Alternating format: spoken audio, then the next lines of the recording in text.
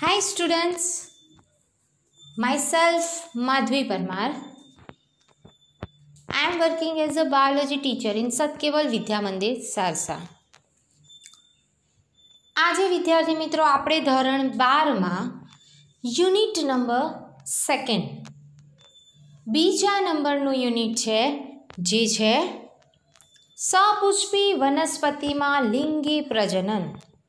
એના વિશેનો એક ટોપિક છે જે છે પોલન પિસ્ટિલ ઇન્ટરેક્શન, એટલે કે પરાગરજ સ્ત્રી કેસર વચ્ચેના આંતર સંબંધોની માહિતી અહીં આગળ આપવામાં આવી છે.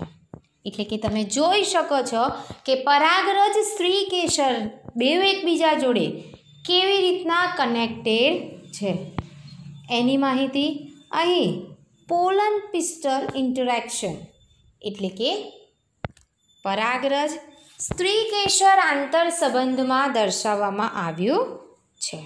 તો વિદ્યાર્થી મિત્રો અહીં સૌ પ્રથમ આપણે જોઈશું પરાગરજ સ્ત્રી કેસર આંતર ક્રિયા.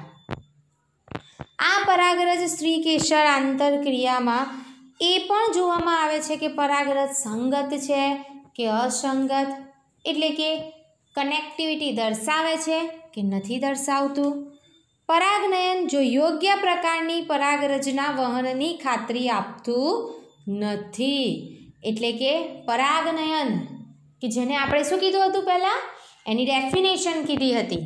એની ડેફિનેશન શું હતી કે કોઈ પુકેસર પરના પરાગાશય પરથી પરાગરજ ઉડીને સ્ત્રી કેસરના પરાગાસન પર સ્થાપન પામે તો એ પ્રક્રિયાને આપણે શું કહેતા હતા વિદ્યાર્થી મિત્રો? પરાગનયન કહેતા હતા. અહીં જ એ પરાગનયન યોગ્ય પ્રકારની પરાગરજનું વહન કરે એની કોઈ ગેરંટી હોતી નથી. એટલે કે એવું નથી હોતું કે એક જ પુષ્પની પરાગરજ એ જ પુષ્પના સ્ત્રી કેસરના પરાગાસનના સંપર્કમાં આવી શકે, ન પણ આવી શકે અને આવી પણ શકે. એની કોઈ જ ગેરંટી હોતી નથી, એટલે એની કોઈ જ ખાતરી આપતું નથી. કેમ કે એ જ જાતિના પરાગાસન પર એ જ જાતિની પરાગરજનું હંમેશા વહન થાય તે જરૂરી નથી. પરંતુ આપણે પહેલાં કીધું હતું, શું કીધું હતું? સ્વફલનની પ્રક્રિયા. શું હતી સ્વફલનની પ્રક્રિયા? કે કોઈ પુષ્પના પરાગાશય પરથી પરાગરજ ઉડીને એ જ પુષ્પના સ્ત્રી કેસરના પરાગાસન પર સ્થાપન થાય તેને આપણે કહેતા હતા સ્વફલન. પણ એ પરાગરજ કેવી છે? એની ને એની છે, તો એને શું કહીશું? સંગત પરાગરજ. એટલે કે એ પોતે સાચા પ્રકારની પરાગરજ આપણે માની શકીએ, એટલે કે એ જ જાતિની છે એટલા માટે. પણ જો આવું થવું, એટલે કે સંગત પરાગરજ જ બેસવી પરાગાસન પર, એ હંમેશા જરૂરી હોતું નથી. એટલે કે એ પોસિબલ છે પણ ખરું અને પોસિબલ નથી પણ ખરું. રીઝન કે એ જ પરાગરજ બેસી પણ શકે પરાગાસન પર એ જ એ જ પુષ્પના, કે ન પણ બેસી શકે. તો અહીં જો બેસી શકે તો એને સંગત પરાગરજ કહેવાય, પણ જો ન બેસી શકે એ જ વનસ્પતિની, એટલે કે કોઈ પરાગાશય પરથી પરાગરજ ઉડી એ જ પુષ્પના પરાગાસન પર જો સ્થાપન થાય તો એને સંગત પરાગરજ આપણે કહી શકીએ. પરંતુ જો ન થાય, એટલે પરાગાસન પર અન્ય જાતિની, એટલે કે ખોટા પ્રકારની પરાગરજ સ્થાપિત થઈ જાય તો એને અસંગત પરાગરજ કહીએ છીએ. અને એ પરાગરજ આપણે શું કહી શકીએ કે કોઈ એક વનસ્પતિની પરાગરજ ઉડી, કોઈ એક પુષ્પની પરાગરજ ઉડીને કોઈ બીજા પુષ્પના સ્ત્રી કેસરના પરાગાસનના સંપર્કમાં આવી જાય છે તો એને શું કહેવાય? અસંગત પરાગરજ. કેમ આપણે એને અસંગત પરાગરજ કહીએ છીએ? એટલા માટે કેમ કે એ જ પુષ્પની પરાગરજ હોતી નથી, એ બીજા પુષ્પની પરાગરજ હોય છે. સિમ્પલ વેમાં જોવા જઈએ તો જાસૂદની પરાગરજ ઉડીને જો ધતુરાના પુષ્પ પર એટલે કે ધતુરાના પુષ્પના પરાગાસન પર સ્થાપન થઈ તો આપણે એને શું કહીશું? અસંગત પરાગરજ. પણ જો એ જ જાસૂદના પુષ્પની પરાગરજ એ જ જાસૂદના પુષ્પના પરાગાસન એટલે કે સ્ત્રી કેસરના પરાગાસનના સંપર્કમાં આવશે અને ત્યાં ફલનની પ્રક્રિયા કરશે તો એને શું કહીશું આપણે? સંગત પરાગરજ. કેમ કે એ બેઉ કેવી કહેવાય? એક જ જાતિની પરાગરજ છે. પરંતુ જો એ કોઈ પણ પરાગાસનનું સ્થાન બદલી લે પરાગરજ તો શું કરી શકે?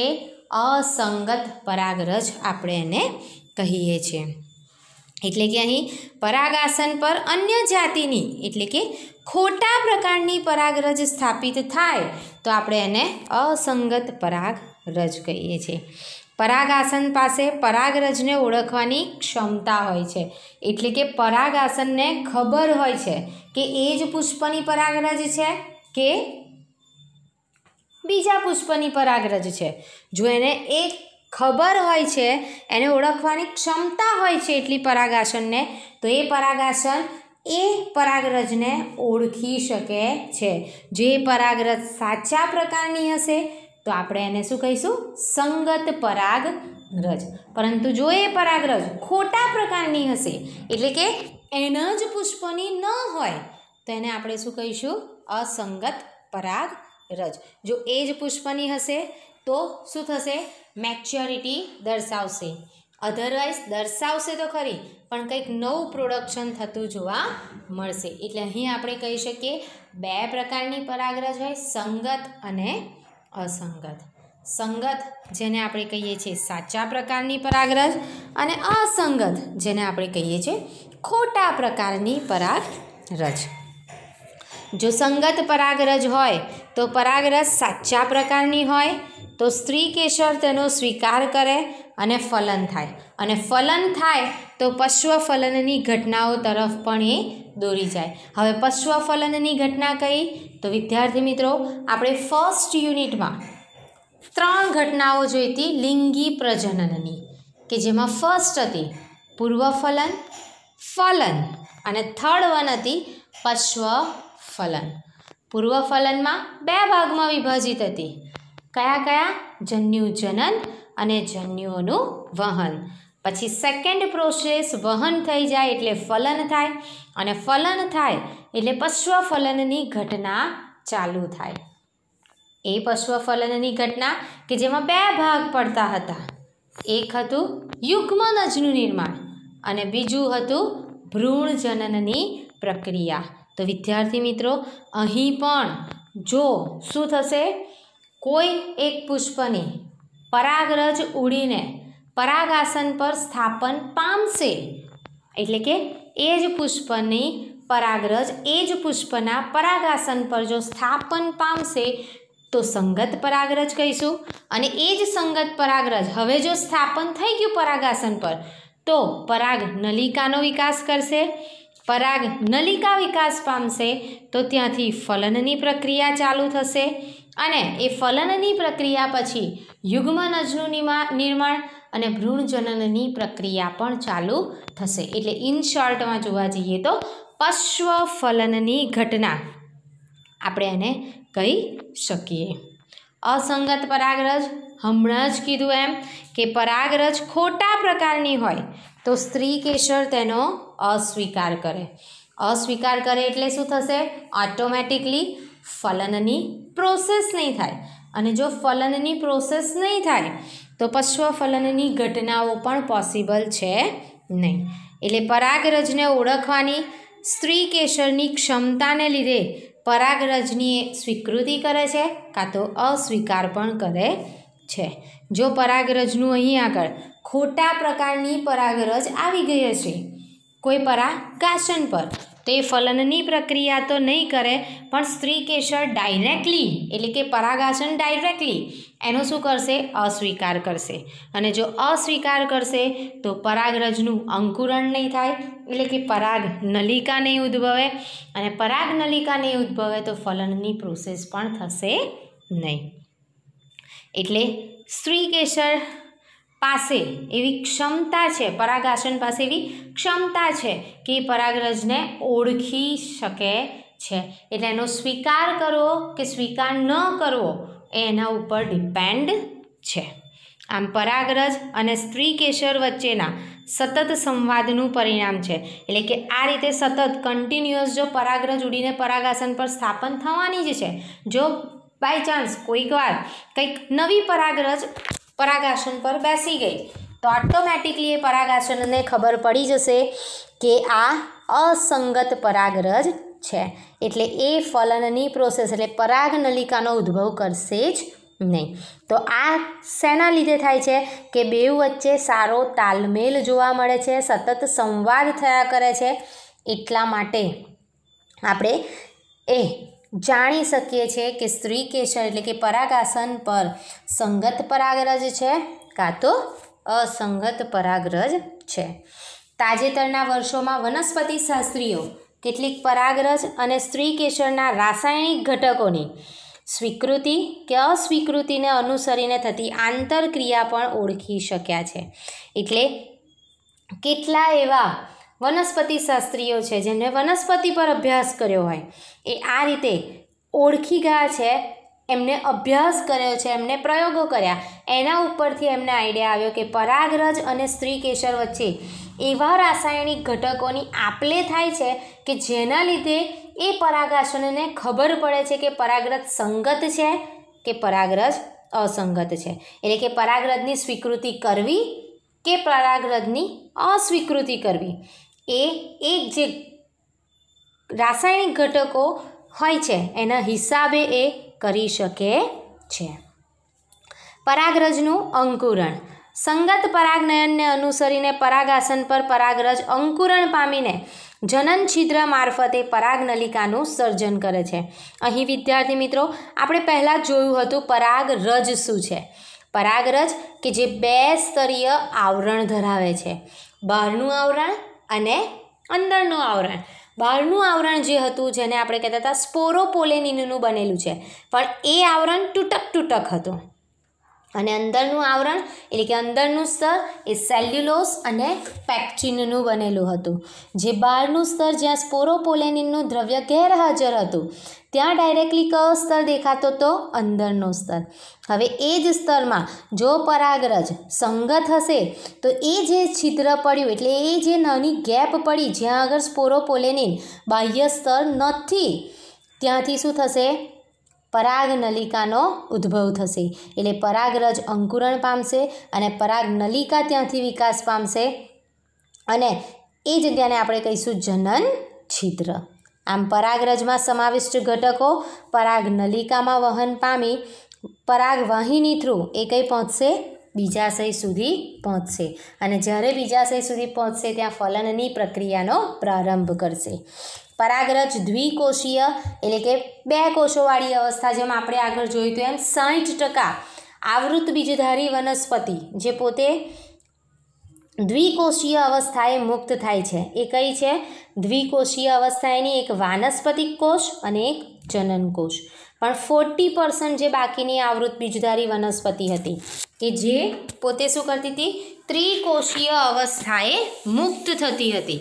કે એક હતું વાનસ્પતિક કોષ અને જનન કોષ જ, પણ જનન કોષમાં 2 નરજન્યુઓ રહેલા હોય એટલે વાનસ્પતિક કોષ 1 અને 2 નરજન્યુઓ એટલે ટોટલ 3 થયા.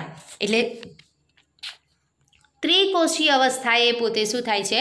મુક્ત થાય છે.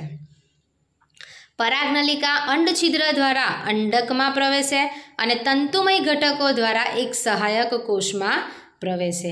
આગળ જ આપણે ભ્રૂણપૂટની રચના જોઈ. ભ્રૂણપૂટની રચનામાં શું હતું કે અંદર ટોટલ 8 કોષીય અવસ્થા જોવા મળે છે અને 7 કોષ કેન્દ્રીય. તો 8 કોષીયમાં પ્રતિધ્રુવીય કોષો 3, 2 સહાયક કોષો અને 1 અંડકોષ હતું. તો આ જે 2 નરજન્યુઓ છે એમાંનો એક નરજન્યુ જશે અંડકોષ સાથે અને બીજો નરજન્યુ હશે એ જશે કોષ કેન્દ્ર પાસે. તો એ સહાયક કોષમાં પણ પ્રવેશે છે. આમ સહાયક કોષના તંતુમય ઘટકો પરાગનલિકાને પ્રવેશ માટે માર્ગદર્શન આપે અને ઇઝીલી ફલનની પ્રક્રિયા કરી શકે। આ બધી જ ઘટનાઓ પરાગરજનું પરાગાસન પર સ્થાપનથી શરૂ થાય ત્યારથી કરીને પરાગનલિકા જ્યાં સુધી અંડકમાં પ્રવેશે આ આખી બધી ક્રિયાને શું કહેવાય? પરાગરજ સ્ત્રીકેસર આંતરક્રિયા। વિદ્યાર્થી મિત્રો, કોને કહીશું આપણે પરાગરજ સ્ત્રીકેસર આંતરક્રિયા? કે જેવી પરાગરજ પરાગાસન પર સ્થાપન થશે ત્યારથી લઈ એ જ્યાં સુધી અંડકમાં પ્રવેશે છે ભ્રૂણપૂટની રચનામાં ત્યાં સુધીનું આખી પ્રક્રિયા કે જેને પરાગરજ સ્ત્રીકેસર આંતરક્રિયા આપણે કહીએ છીએ। આ એક પ્રકારની ગતિશીલ પ્રક્રિયા છે।